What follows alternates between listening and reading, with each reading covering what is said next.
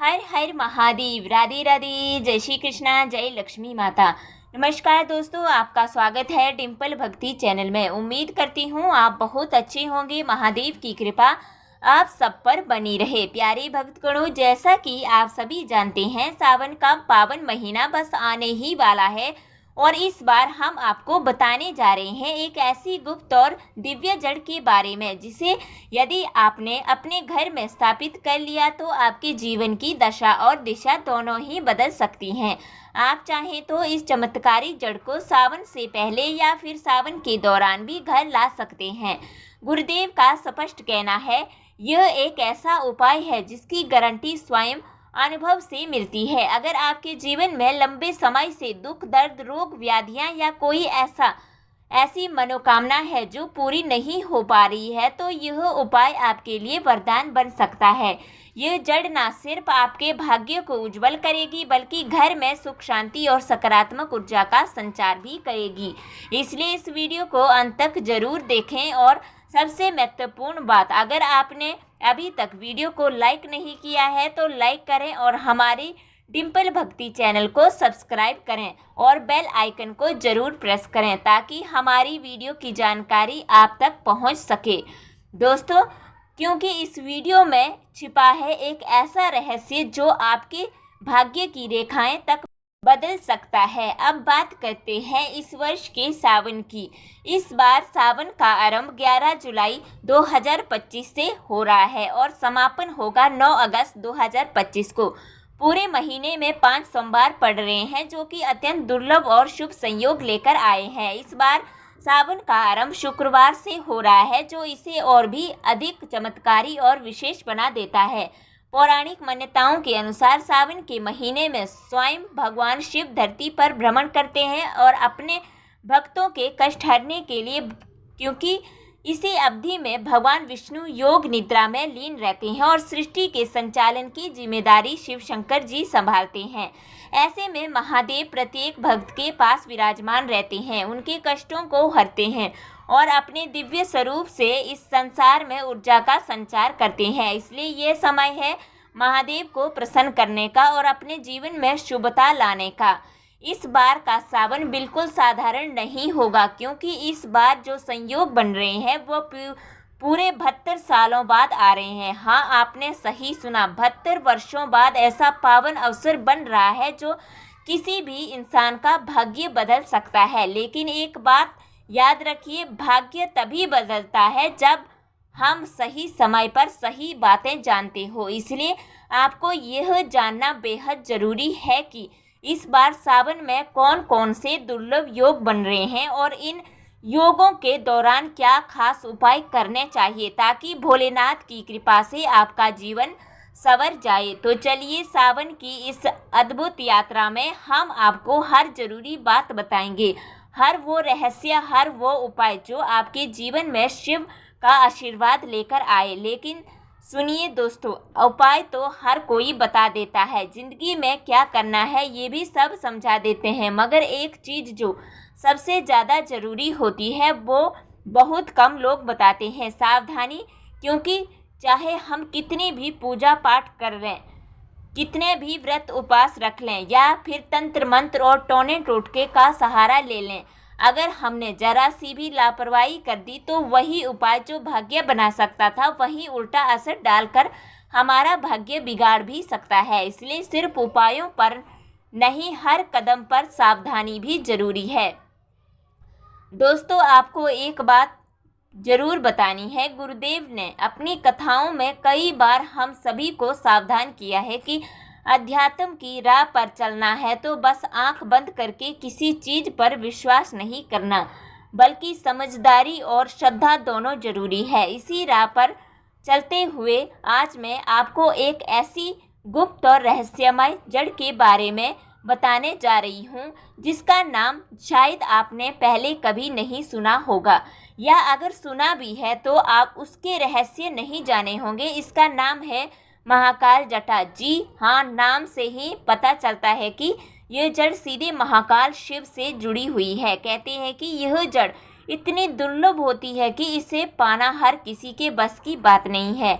ये जड़ केवल कुछ गिने चुने साधकों को ही प्राप्त होती है और यही वजह है कि इसके बारे में बहुत कम लोग जानते हैं। लेकिन इस वीडियो में मैं आपको सिर्फ नाम से ही नहीं बताऊंगी, बल्कि इससे जुड़ी हर जानकारी भी साझा करूंगी। ये महाकाल जटा आखिर है क्या, क्यों यह भगवान शिव की इतनी प्रिय है और सबसे अहम, इसे प्राप्त कैसे किया जाए। बस आप अंत तक जुड़े रहिए, क्योंकि शायद यह जानकारी आपकी आध्यात्मिक यात्रा की दिशा बदल दे। कहा जाता है कि यह जड़ किसी भी इंसान के सोए हुए भाग्य को जगा सकती है और भगवान शिव को प्रसन्न करने के लिए यह अद्भुत और अचूक साधन मानी जाती है। लेकिन यह साधारण जगहों पर नहीं मिलती, ये केवल प्राचीन शिवलिंगों के आसपास गहरे और शांत वनों में ही पाई जाती है।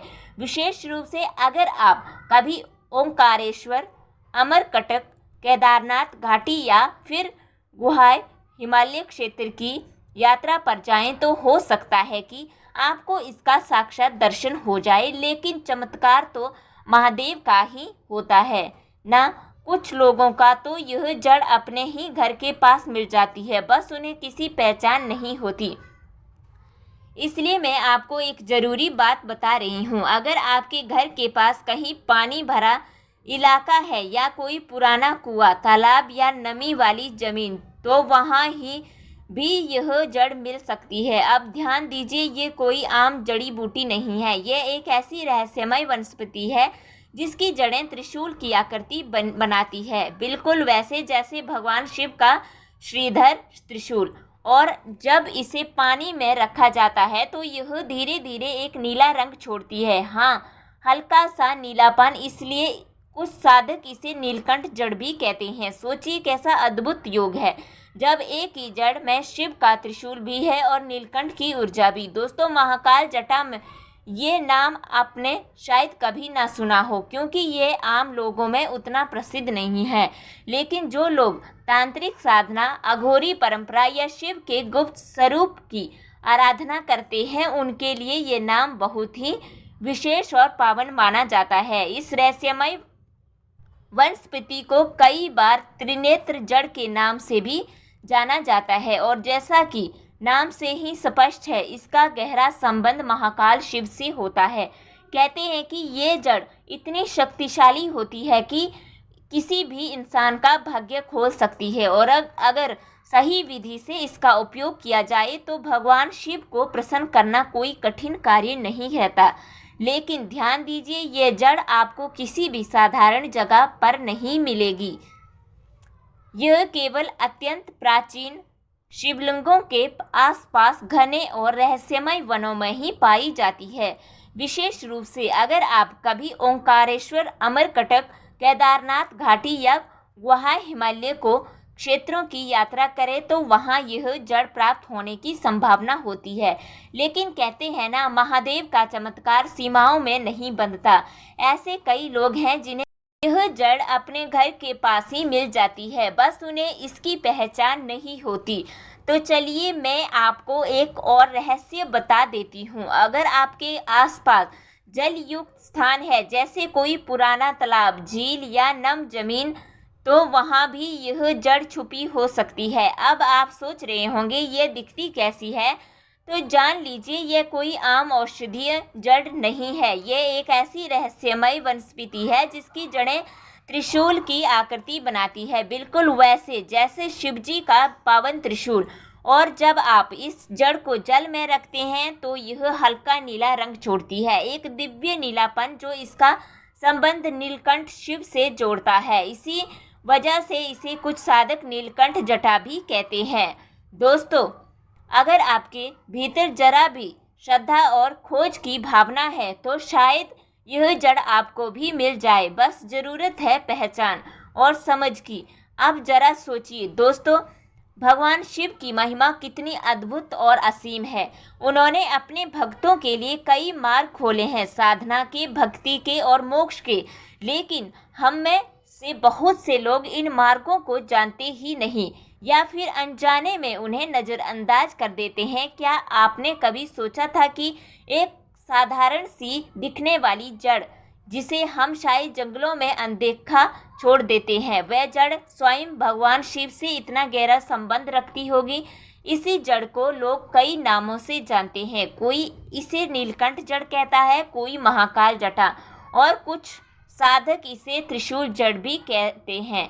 अब आप सोच रहे होंगे शिवजी से इसका संबंध क्या है, तो ध्यान से सुनिए। ये जड़ जब विकसित होती है तो इसकी जड़ें त्रिशूल की आकृति बनाती हैं, बिल्कुल वैसे ही जैसे भगवान शिव का पावन त्रिशूल। आपने देखा होगा भगवान शिव हमेशा त्रिशूल के साथ विराजते हैं।